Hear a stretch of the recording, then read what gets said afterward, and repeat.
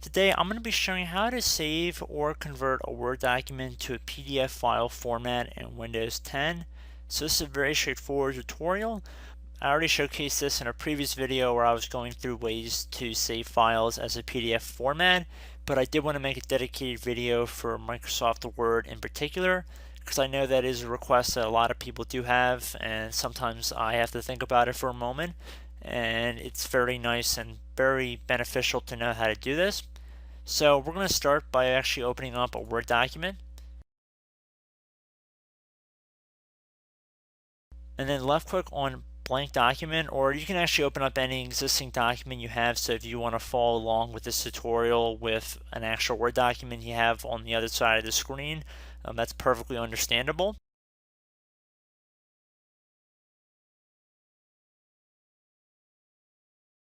So just so I can have some text on my newly created PDF when we're all done.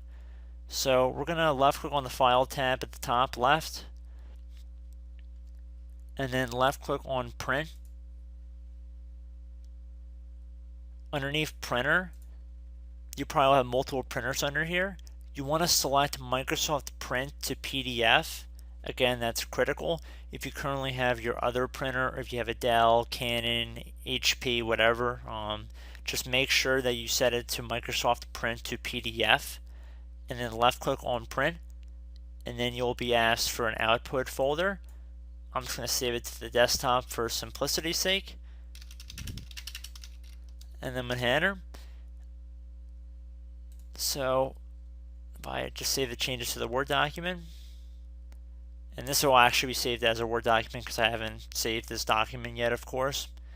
So once we close out of here, I'm going to go check the desktop to see if the PDF has been created successfully. So while I do not have a PDF reader installed, we can see that we can actually open it up through Microsoft Edge. And if we hover over it, it will see if it's a PDF file. So for example, if you had Adobe Reader, you'd open it up through there.